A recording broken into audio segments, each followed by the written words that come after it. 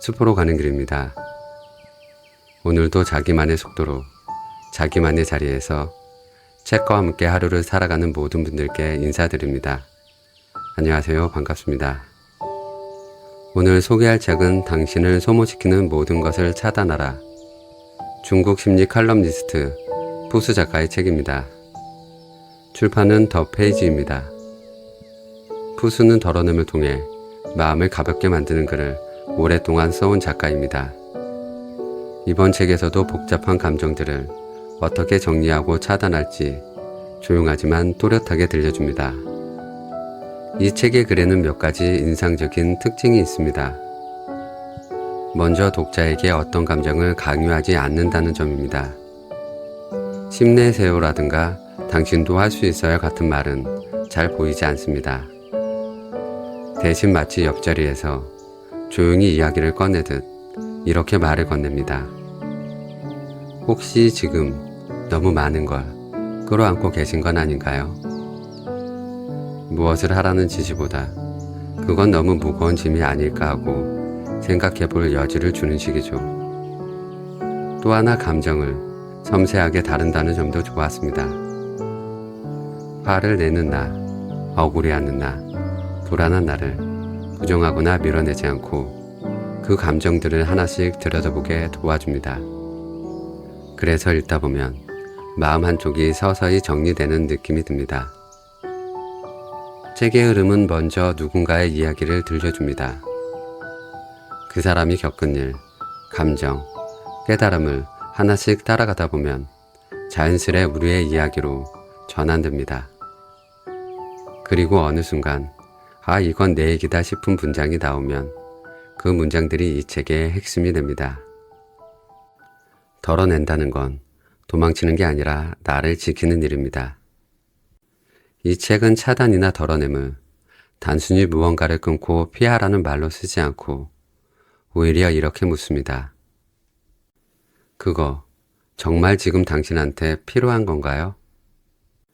보통 우리는 해야 할 일, 듣기 싫은 말, 비교, 불안 같은 감정들을 그냥 살다 보니 그런 거지 하고 다 끌어안고 살게 되는 경우가 많습니다.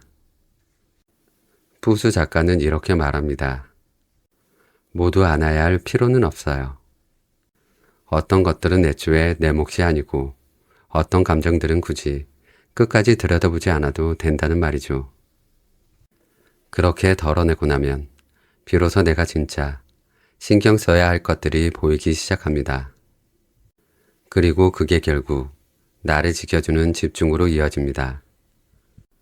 지금 내가 끌어안고 있는 것들 중 정말 내 것이 맞을까?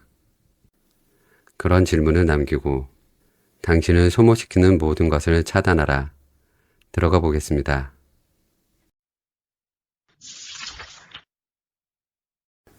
인생 존중을 위한 최고의 힘, 차단력.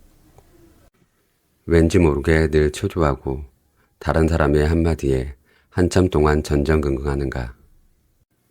이런 상황을 피하고 싶다면 지금 당장 차단력을 높여야 한다.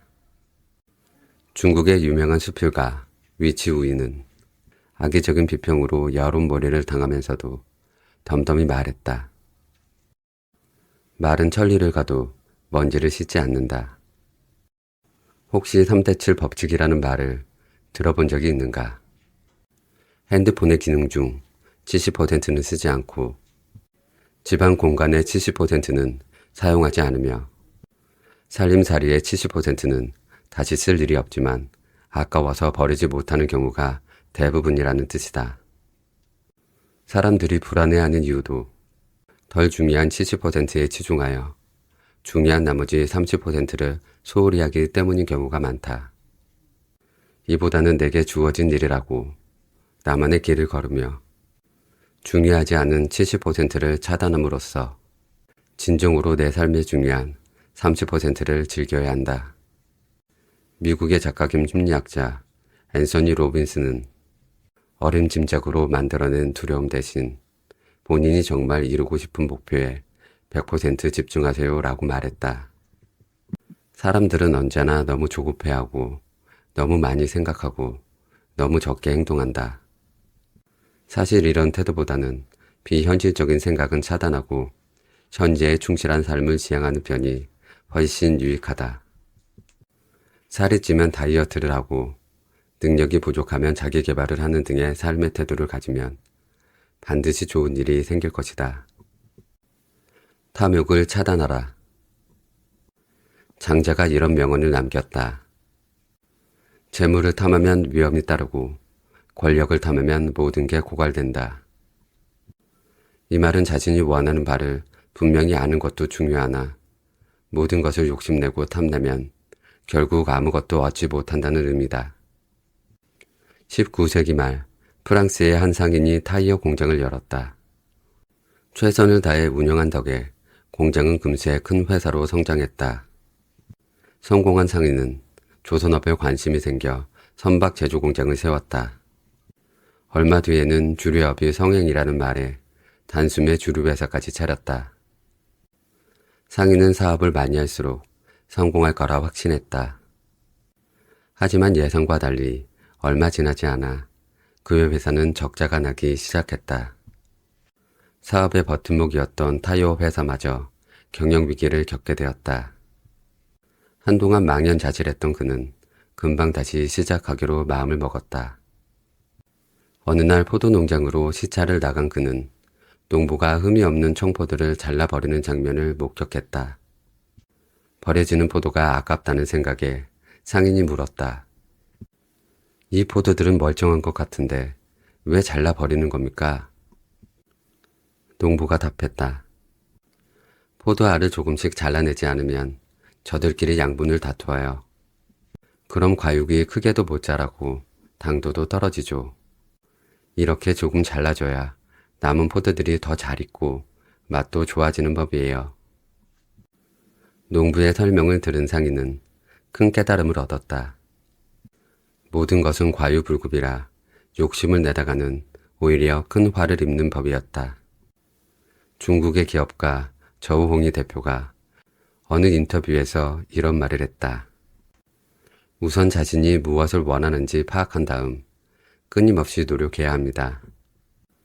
토끼가 보인다고 토끼를 쫓거나 야생닭이 보인다고 닭을 쫓거나 산봉우리가 보인다고 산을 정복했다고 여겨선 안 된다는 말이죠.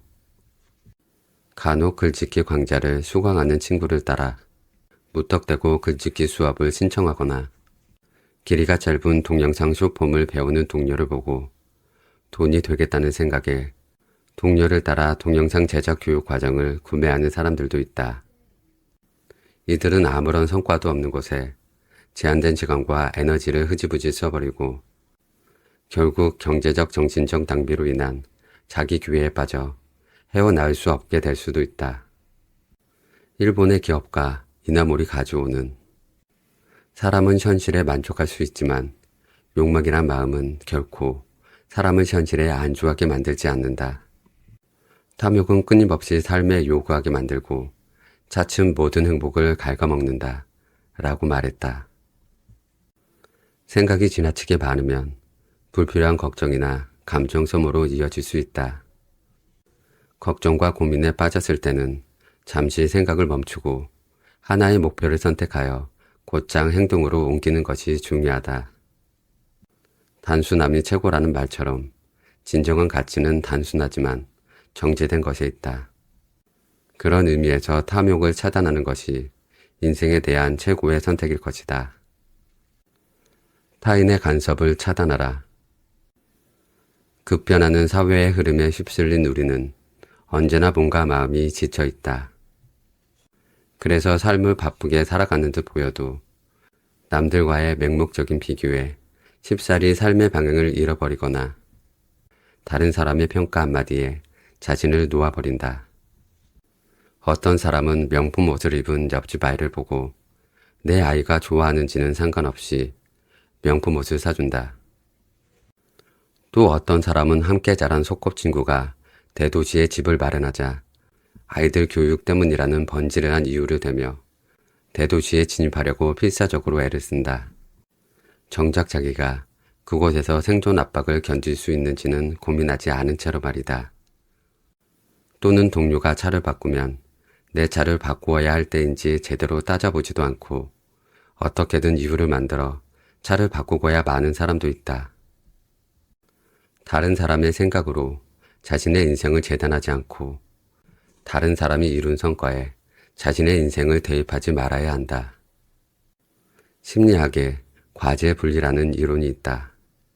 성인이라면 타인의 과제와 자신의 과제를 분리할 줄 알아야 한다는 개념이다.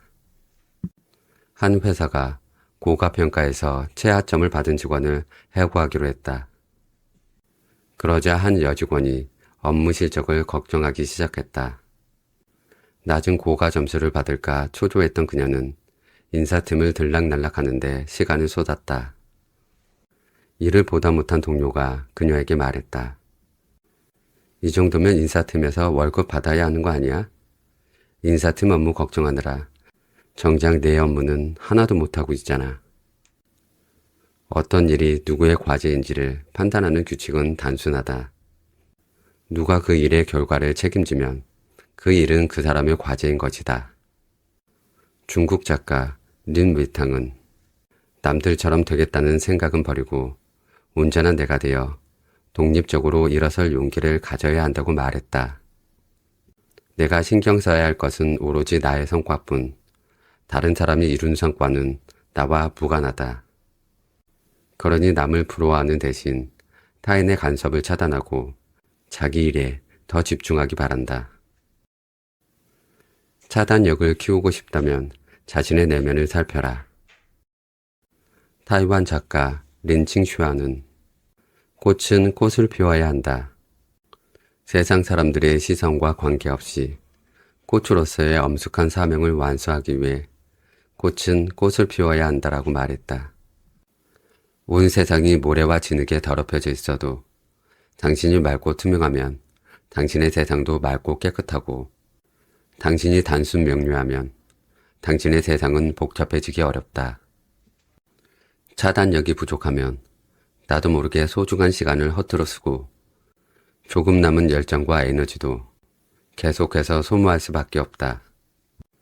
시선이 밖으로만 향하는 사람들은 정작 발밑에 있는 길을 잘 보지 못하는 법이다.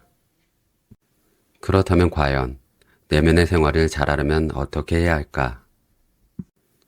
첫째, 번잡한 곳에서도 안정 찾기.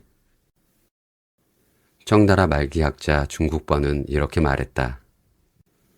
마음이 고요하면 만물이 변해도 여전히 고요할 것이다. 반대로 마음이 불편하면 제 아무리 한가로운 시간을 보내도 불편하고 불안할 것인즉 고요함은 상황이 아니라 마음에 있다. 초조함과 불안함은 사람의 마음을 공중에 띄워 현실을 간과하고 안절부절 못하게 만든다. 반대로 마음이 진정되면 잔념과 욕심이 줄고 욕망이 채워지지 않아도 불안함이나 속상함을 느끼지 않는다. 둘째, 감정 소모의 원인 차단하기. 무엇을 중단할지 결정할 때 인간은 성장한다.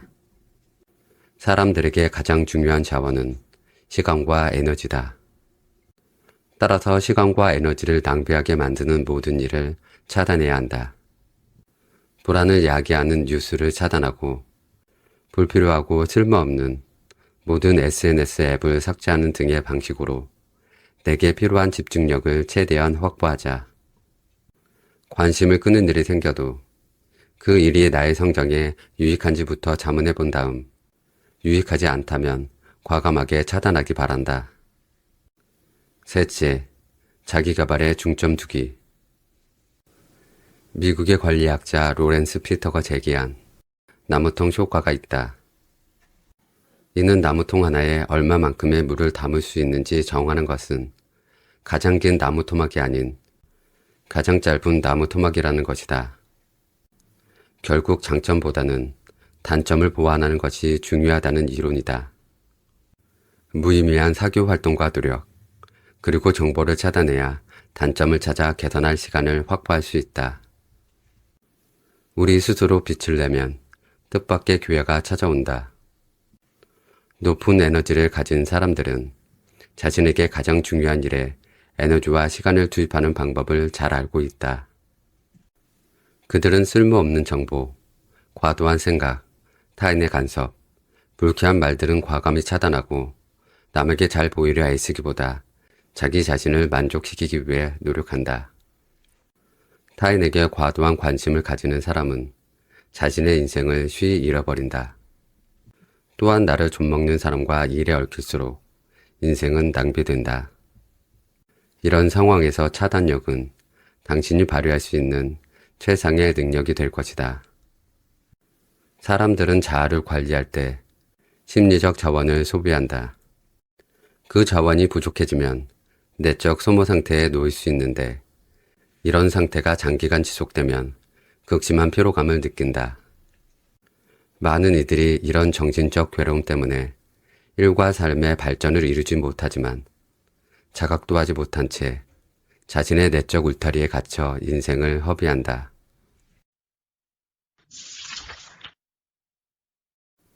감정의 감옥에 갇혀 타인의 마음만 공부하는 당신. 눈시울이 붉어진 진영이 나를 붙잡고 팀장에 관한 푸념을 늘어놓았다. 그녀가 참여한 프로젝트 팀 평가회의가 열렸는데 한동안 코빼기도 안 내비치던 팀장이 불쑥 회의에 참가했다. 팀장은 오자마자 사소한 문제를 꼬치꼬치 물고 늘어지며 몰아붙였고 진영은 일일이 해명하느라 진을 뺐다. 그녀는 부서의 팀장이 평소 부하 직원이 어려운 일에 부딪히면 도움은커녕 그림자도 안 보이면서 가끔 마주치면 지적하기만 바쁠 뿐이라며 열을 올렸다. 팀장이 언급한 문제들은 그동안 다른 동료들도 의뢰 알고 있는 것처럼 관례에 따라 처리해왔다. 여기까지는 팀장이 부하 직원들의 업무에 너무 오래 무관심했으니 모를 수도 있다며 넘길 수 있다. 하지만 진짜 문제는 다른 데 있었다. 진영의 설명은 팀장을 만족시키지 못했고 되레 아니야 틀렸어. 이럴 땐 이렇게 무조건과 같은 잔소리가 되어 돌아왔다. 팀장이 부정적인 표현들로 반복해서 말을 끊자 진영은 그만 울컥하고 말았다. 부서 팀장은 모순되는 말을 할지언정 화제에 반대할 생각만 하는 것처럼 보였다. 설상가상으로 팀장의 강압적인 태도와 냉소적인 어조는 진영의 발을 폭발시키기에 충분했다. 진영은 입을 꾹 다물었고 팀장은 혼자 계속 떠들어댔다. 짜증을 못 견딘 진영은 딴 데로 정신을 밟기 시작했다. 예전에 팀장이 다른 직원을 몰아붙여 눈물 콧물 빼놓았던 일. 팀장의 룸메이트도 그녀의 더러운 성격을 견뎌내지 못하고 이사 가버린 일들이 떠올랐다. 팀장은 주변 사람들도 못 버틸 만큼 정서지능, 즉 EQ가 낮은 사람이었던 것이다. 진영은 여전히 짜증이 치밀어 속으로 팀장을 욕했다. 말 좀 예쁘게 하면 안 돼? 사람들이 자기를 얼마나 싫어하는지 알긴 아는지 몰라. 자신의 감정에 완전히 사로잡힌 그녀는 팀장의 말을 귓등으로 흘려보냈다. 나는 진영이 한바탕 쏟아내는 말을 다 듣고 나서 물었다. 만약 팀장님이 언니를 화나게 하지 않고 언니도 팀장님의 말을 제대로 들었다면 그 말이 맞는 것 같다고 생각하지 않았을까? 진영은 잠시 멈칫했다. 그리고 문득 깨달았다. 팀장 때문에 화가 나자 자기 감정에만 매몰되어 팀장의 말이 옳은지 그른지 자세히 들여다볼 생각도 안 했던 것이다. 잠시 화가 가라앉기를 기다렸다가 팀장의 말을 하나씩 되짚어 볼 때쯤 진영의 기분은 거의 풀린 상태였다. 그녀는 확실히 그동안 많은 세부 사항을 소홀히 했다는 것을, 특히 팀장이 언급한 마지막 포인트를 놓치고 있었다는 점을 깨달았다. 세상에, 팀장이 퍼붓는 말들이 듣는 사람을 불편하게 만들지언정 완전히 틀린 말은 아니었다니. 상대방의 서투른 대화 방식이나 태도 때문에 화가 난다고 훌륭한 제안 등을 등한시하는 게 과연 합리적인 선택일까? 기분 나쁘다는 감정에 사로잡혀 이성을 잃고 편견만 가득한 무능력한 사람. 혹시 당신이 그런 사람인가? 나쁜 감정에서 재빨리 빠져나와 다시 기분을 좋게 만들고 무의미한 감정 소모의 간섭을 피하는 건 역시 정서지능을 향상시키는 방법. 그것도 아주 중요한 방법이다. 그렇다면 어떻게 해야 자신을 나쁜 감정에서 건져낼 수 있을까? 저항하거나 억압적이고 전투적인 자세로 우리의 감정을 대립하기보다는 오히려 감정을 이해하고 수용한 다음 부드럽게 보살피며 온화한 모습으로 변화시켜야 한다. 그러기 위해 몇 가지 방법을 제시한다. 첫째, 내면에 숨어있는 모든 감정을 찾아라. 만일 의식이 되뇌 거실이라면 잠재의식은 되뇌 지하실이다. 감정을 홀대하고 적대시하는 것은 거실에 있던 감정이란 손님을 강제로 지하실로 끌고 가는 행위나 마찬가지다. 여기에 매일 증가하는 나쁜 감정들이 지하실에 누적해서 쌓이다 보면 잠재의식에 혼란이 생기고 함부로 의식에 관여하여 되뇌를 통제 불가 상태에 빠뜨릴 수 있다.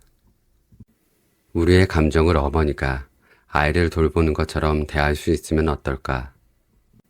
어머니처럼 아이의 이상을 즉각적으로 발견하고 아이에게 무슨 일이 생겨도 포기하지 않고 아가, 엄마가 도와줄게라며 토닥이며 위로해 줄 수 있을 것이다. 이렇게 보살핌을 받은 감정에는 치유 가능성이 생긴다. 따라서 감정을 치유하고 싶다면 내면의 억울함과 적대감을 바로 발견할 수 있는 예민한 통찰력을 갖추어야 한다. 이를 위해 내 안에 집중하며 몸을 이완시키고 신체 리듬을 늦추는 방법을 시도해 볼 수 있다. 신체 리듬이 느려지고 내 안에 느끼다 보면 더 다양한 내면의 감정을 찾을 수 있을 것이다. 둘째, 감정을 관찰하고 그 이면의 원인을 분석하라. 모든 나쁜 감정의 자아는 인식의 부조화에 기인하여 생성되는 것이라 할 수 있다. 익숙하고 완벽했던 자신의 모습이 깨졌다고 느끼는 순간 나쁜 감정이 찾아온다. 억울함을 예로 들어보자. 자신의 노력이 인정받지 못한다는 사실을 인식하자 그동안 노력했다고 여겼던 자아가 깨지기 시작한다. 억울함이 밀려올 때면 어떤 노력이 보답을 받지 못했는지 생각해보자. 초조함. 자신의 능력이 부족하다는 사실을 인식하자 자신감이 가득했던 자아가 깨진 것일 수도 있다. 초조함이 느껴질 때면 자신에게 어떤 문제와 부족한 점이 있는지 생각해보자. 좌절감. 어느 순간 자신이 쓸모없게 여겨져 무적 같았던 자아가 깨진 것일 수도 있다. 자책감이 느껴진다면 어떤 일 때문에 좌절했는지 생각해보자. 분노. 다른 사람이 실수했다고 판단하자 그동안 친절하게 대우받던 자아가 깨진 것일 수도 있다. 화가 난다면 다른 사람의 어떤 행동이 당신을 화나게 하는지 잘 살펴보자. 질투심. 원래 자기보다 못하다고 생각했던 사람과 비교하자 우월하다고 여겼던 자아가 깨진 것일 수도 있다. 질투심이 들 때면 그 사람이 당신보다 나은 점을 찾아보자. 모든 나쁜 감정의 이면에 있는 이야기에 주목하면 자연스럽게 그 감정이 발생한 원인을 찾을 수 있다. 셋째, 5가지 솔루션을 통해 감정을 처리하라. 1. 감정 분출. 오해 때문에 나쁜 감정이 생겼다가 진실을 알고 나면 자연스럽게 풀리는 경우가 종종 있다. 진실이란 어떤 이야기의 이면이자 제한된 시야에 갇혀있던 새로운 시각일지도 모른다. 그러므로 포용적이고 개방적인 태도로 사람들과 어울리는 것이 좋은 감정을 유지하는 데 도움이 된다. 2. 감정 승화. 압력을 동력으로 전환할 때처럼 부정적인 감정을 긍정적인 감정으로 전환한다. 3. 자기 용서. 다른 사람이 만든 문제 때문에 자신을 책망하지 말자. 과제 분리를 이해하면 다른 사람의 잘못 때문에 자신을 벌하는 게 얼마나 어리석은 행동인지 알게 된다. 4. 감정 해소. 나쁜 감정 이면의 문제를 해결하는 방법으로 나쁜 감정의 근원이 되는 문제가 해결되면 그 감정도 자연스레 사라진다. 5. 결과 수용. 불가항력적인 최악의 시나리오를 준비한 다음 최대한의 노력을 기울인다. 지금부터는 다음 사례에 위의 솔루션을 적용하여 더 쉽게 이해해보자. 수연은 업무 보고서를 완성하기 위해 꼬박 일주일 동안 야근을 했지만 직속 사수는 보고서 자료가 불충분하다며 결재를 반려했다. 사수는 자신의 보고서 작성 스타일을 보여주며 거기에 맞추어 보고서를 작성하라고 강요했고 대표마저도 사수의 편을 들어주었다. 수연은 힘들게 한 작업이 통째로 부정당했다는 생각에 기분이 우울해졌다. 이런 상황에서 수연은 다음과 같은 방법을 시도해 볼 수 있다. 첫째, 내면에 숨어있는 모든 감정을 찾아라. 수연은 가슴이 턱턱 막히는 느낌이 들었다. 마치 무채색의 유화에 더없이 아름답게 꽃피운 장미를 그려본들 바탕에 깔린 회색이 선사하는 우울함을 이기지 못하는 것처럼 암담한 기분이었다. 그녀는 차분히 앉아 몸을 이완시키고 나쁜 감정에 상냥하게 인사했다. 하이 친구 오랜만이야. 근데 너 무슨 일 있니? 이리 오렴. 내가 도와줄게. 이런 식으로 마음의 대화를 나누자 수연은 모든 감정을 세세히 느끼게 되었다. 우선은 화가 났고 그 다음으로 억울함과 좌절감이 몰려왔다. 눈을 감고 자신의 내면을 깊숙이 들여다보던 수연은 수치심, 실망감, 혼란스러움, 자책, 그리고 걱정 등의 마음을 찾아냈다. 하나씩 모습을 드러낸 해묵은 감정들이 어느새 마음의 방을 가득 채웠다.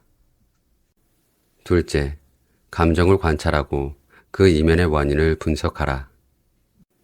수연은 길게 심호흡을 했다. 몸의 긴장을 늦춘 다음 마음의 방에 있는 나쁜 감정들에게 인사를 건넸다. 그리고 차분하게 그들에게 무슨 일이 생긴 건지 물었다. 그러자 나쁜 감정들이 앞다투어 입을 열기 시작했다. 화가 포문을 열었다. 그 사람들은 너무 꽉 막혔어. 자기들이 하라는 그대로 다 했는데 왜 모르는 거냐고. 억울함이 곧바로 말을 못했다. 일주일 내내 고생했던 게 전부 물거품이 되어버렸어. 정말 울고 싶어. 좌절감은 바닥을 뚫고 들어갈 기세로 고개를 푹 숙였다. 그러니까 말이야, 인정을 못 받으니까 루저가 된 기분이야. 원망이 속내를 감추지 않았다. 내가 쓴 보고서를 제대로 보지도 않고선 자료가 불충분하다니 순전히 사수의 주관적인 판단일 뿐이잖아. 부끄러움과 자책이 의견을 모았다. 사실 나보다 사수의 업무 스타일이 더 편하고 믿을만 하긴 하지. 실망이 의견을 더했다. 맞아. 나랑 나이대는 비슷한데 사수의 실력이 더 뛰어나다는 생각을 하면 괴롭긴 했어. 걱정이 연신 고개를 끄덕였다. 하긴 그래. 여러 업무를 하고는 있지만 내 전문이라고 확실히 말할 수 있는 분야는 없어. 그래서 항상 불안해. 혼란이 하늘을 향해 소리쳤다. 내가 잘하는 건 뭐지? 내가 좋아하는 건 도대체 뭘 더 해야 하는 거야? 셋째, 5가지 솔루션을 통해 감정을 처리하라. 수연은 모든 감정의 목소리를 귀담아 들은 다음 하나씩 처리하기 시작했다. 화. 수연은 사수의 입장에서 생각해 보았다. 닭이 오리에게 말을 걸면 오리는 못 알아듣는다. 마찬가지로 자신도 사수의 언어 체계를 따르지 않고 자기한테 익숙한 용어로만 사용했으니 사수가 이해하지 못하는 것도 당연했다. 이렇게 사수의 기분을 헤아려 보자 수연은 더 이상 화가 나지 않았다. 다른 시각으로 문제를 바라보면 상대방의 입장을 더 쉽게 이해할 수 있다. 억울함. 모든 노력이 보상을 받을 수는 없다. 특히 잘못된 노력은 애초부터 보상을 받을 수 없으니 억울해할 필요도 없다. 한층 높은 차원에서 문제를 직시하고 감정을 방출한다. 좌절감. 수연은 먼저 자신과 사수가 이해한 개념이 같은지 살펴보았다. 둘이 이해한 내용은 동일했다. 다음으로 그녀는 사수의 높은 기준에 따라 자신이 작성한 보고서를 재점검했다. 아무런 실수도 없었다. 그런데도 수연을 인정하지 않은 것은 분명 사수의 잘못이었다. 덕분에 수연은 내가 잘못한 게 아니라 사수가 오해한 거야. 내가 능력이 부족한 게 아니니까 좌절감을 느낄 필요도 없어 라고 생각하게 되었다. 자신의 능력을 확실히 파악하고 자신에 대한 오해를 해소한다. 원망. 사수의 이런 독선적인 판단은 분명 그녀의 잘못이었다. 타인의 잘못 때문에 자책할 필요가 없다고 생각한 수연은 자신에게 말했다. 난 여전히 나야. 다른 사람의 잘못된 평가 때문에 내 전부를 의심하지 않을 거야. 다른 사람의 잘못으로 자책하지 않는다. 그 밖에도 수연은 한 가지 교훈을 더 얻었다. 바로 다른 사람을 함부로 판단하면 안 된다는 것이다. 뜻밖의 수확에 수연은 기분이 조금 나아졌다. 그뿐만 아니라 세상에 완벽한 사람은 없다는 말처럼 사수도 오판을 한다는 사실을 깨닫자 자기를 비하할 이유가 없다는 생각이 들어 마음이 한결 여유로워지고 포용력도 넓어졌다. 부끄러움과 자책감. 수연은 사수의 업무 스타일이 효율적이라는 점을 인정하고 그녀가 보고서를 작성하는 방식을 학습하기로 했다. 그러자 업무 실력이 향상될 거라는 기대감에 기분이 더 좋아졌다. 실망감. 수연은 지금 자신을 있는 그대로 받아들이기로 했다. 지나간 시간은 되돌아오지 않고 되돌릴 수도 없는 만큼 그동안 시간을 허비했다는 사실도 순순히 인정했다. 대신 그녀는 앞으로의 계획을 세웠다. 과거에 허비한 시간 때문에 생긴 손실을 만회하기 위해 지금부터 2년 동안 최선을 다하겠다는 결심을 했다. 결과를 수용하고 최선의 노력을 다해 손실을 만회한다. 걱정.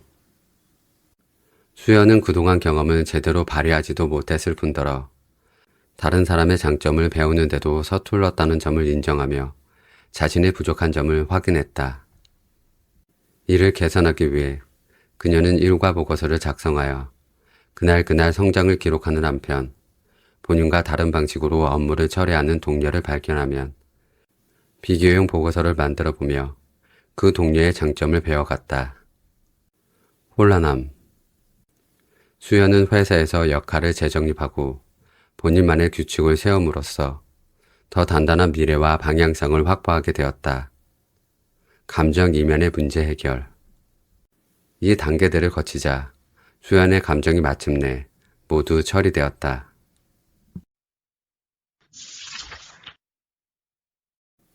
몸을 다스리는 5가지 감정.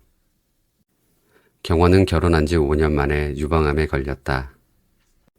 5년 전 그녀는 가족들의 성화에 못 이겨 동료 현수에게 시집을 갔다. 그때까지만 해도 사람들이 둘이 인연이라고만 생각했지 이런 악인일 줄은 상상도 못했다. 당시 사내에는 젊은 직원들이 많았다. 그들은 자주 같이 어울렸고 당연히 서로의 상황에 대해서도 훤히 알고 있었다. 당시 현수는 교제하던 여자친구가 있었지만 집안의 반대에 부딪힌 상태였다. 경원도 짝사랑하던 남자가 있었지만 제대로 고백 한번 하지 못했다. 친구들은 장난삼아 둘을 이어주려 했다. 차라리 너희 둘이 사겨. 피차 알 만큼 다 알겠다. 조건도 괜찮잖아. 농담이었지만 경원은 마음이 흔들리기 시작했다. 그녀는 현수에게 1년 안에 현재의 여자친구가 인정받지 못하면 그냥 우리끼리 결혼하자며 약속했다. 1년 후 두 사람은 정말로 결혼했다. 결혼 초기만 해도 둘은 다정한 모습으로 모임에 자주 얼굴을 비쳤다. 하지만 어느 순간부터 두 사람이 같이 있는 모습은 보기 힘들어졌다. 현수는 가끔 혼자 참석했지만 그때마다 경원에게서 전화가 오면 수신 거부를 눌러버리곤 했다.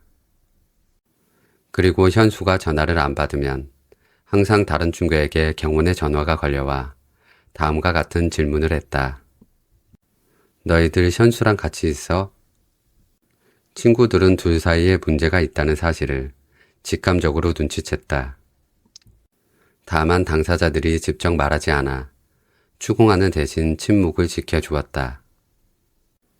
그러던 어느 날 회사에서 건강검진을 받은 경원에게서 유방암이 발견됐다. 큰 충격을 받은 경원은 대성통곡을 했다.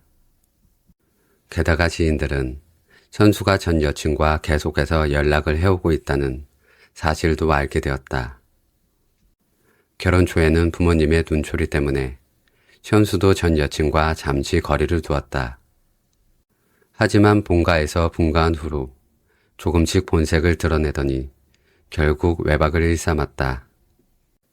경원은 강직하고 체면을 중요하게 생각하는 성격이라 다른 사람들에게 이런 고민을 털어놓지 않았다. 또 혼자 사는 친정 어머니가 걱정할까봐 이혼 얘기는 입에도 못 담고 억울한 감정을 속에만 담아두었다. 그렇게 몇 년 동안 가슴에 쌓인 울분과 슬픔, 고통이 시도 때도 없이 그녀의 몸을 공격해 오기 시작한 것이다. 경원의 주치의는 그녀의 병이 감정과 관련이 있다고 말했다. 어릴 때 나는 춘추시대 정치가 오자서가 하룻밤 사이에 백발이 되었다는 이야기를 듣고도 믿지 않았었다. 멀쩡하던 사람이 하룻밤 만에 백발이 되다니 말이 안 되지 않는가? 그런데 병상에 누워있는 경원을 보는 순간 알 수 있었다. 부정적인 감정이란 이렇게나 무서운 것이었다. 관련 연구에 따르면 부정적인 감정이 생길 때 우리 몸에 제일 먼저 공격받는 곳은 면역 시스템이라고 한다. 장기간 축적된 부정적인 감정이 면역력을 감소시키고 결국 신체 저항력이 저하되어 병이 생기는 것이다. 중국에서 가장 오래된 의학서로 알려진 황제내경에는 감정이 신체에 미치는 영향에 대해 이렇게 기록하고 있다. 화는 간을 상하게 하고, 기쁨은 심장을 상하게 하며, 생각은 비장을 상하게 하고, 걱정은 폐를 상하게 하며, 두려움은 신장을 상하게 한다. 부정적인 감정은 유형에 따라 각기 다른 신체 기관을 공격한다. 일상에서 스트레스를 많이 받는 도시의 직장인들은 편두통 같은 증상을 자주 호소한다. 또한 두려움과 긴장감은 신장에 영향을 주는데 신장은 비뇨기 계통과 아드레날린과 같은 호르몬 분비를 관장하는 기관으로 사람들의 정신력과 체력에 영향을 미친다. 한편 괴로운 일이 있을 때 식욕을 잃는 이유는 생각이 많아지면서 비위가 영향을 받기 때문이다. 여성의 자궁과 유방 관련 질병도 감정과 밀접한 관련이 있다. 화를 많이 내는 여성에게는 자궁 군종이 자주 보이고 난소 기능이 감퇴하는 증상이 발견된다. 반면 화를 삼키는 여성에게는 유방 유혈과 결절 등 유성 관련 질병이 자주 발생한다. 100가지 병은 기운에서 생긴다. 100가지 병은 마음에서 비롯한다. 이렇게 중의학에서는 기운과 마음으로 만병의 근원을 설명한다. 이처럼 기운과 마음은 사람의 감정과 깊은 관계가 있다. 기분이 나쁘고 감정이 날뛰면 기혈과 경맥이 막힌다. 통하면 통증이 없고 통증이 없으면 통제하지 않기 때문에 병이 찾아온다. 흔히 입은 거짓말을 해도 몸은 거짓말을 안 한다라고 한다. 입은 내뱉지 않아도 나의 생각과 감정의 변화가 하나도 빠짐없이 내 몸에 기록된다. 병이 난다는 건 곪은 감정이 극에 달해 몸이 비명을 지르는 것이다. 즐겁고 기쁘면 몸도 편안한 상태가 되고, 반대로 낙담하고 슬퍼하면 몸도 가을 낙엽처럼 생기를 잃고 만다. 현대인들은 건강관리에 유난히 신경을 많이 쓴다. 건강하게 오래 살기를 바라며 헬스장 회원권을 끊고 몸에 좋다는 차를 마시고 대량의 보조식품을 섭취한다. 그러면서 감정을 보호해야 한다는 사실을 망각해버린다. 사실 내 몸을 지키는 가장 좋은 방법은 건강관리가 아니라 감정을 잘 관리하는 것인데 말이다. 오늘의 책은 여기서 덮겠습니다. 책을 읽는 동안 계속 머릿속에 맴도는 말이 하나 있었습니다. 이건 좀 덜어내도 되는 거 아니야? 사실 우리는 너무 많은 걸 붙들고 살죠. 내가 해야 할 일도 아닌데. 누가 한 말 한마디에 며칠씩 곱씹고 실은 놓아도 될 걱정을 부여잡고요. 모든 걸 차단하라는 건 세상과 담을 쌓으라는 게 아니라 진짜 중요한 것에 더 집중하기 위해 불필요한 것들을 조금씩 덜어내자는 말이었어요. 그리고 그 덜어냄은 내 마음이 조금 더 단정해지고 삶의 리듬이 조금 더 나에게 맞춰지는 그런 순간으로 이어지게 됩니다. 숲으로 가는 길이었습니다. 고맙습니다.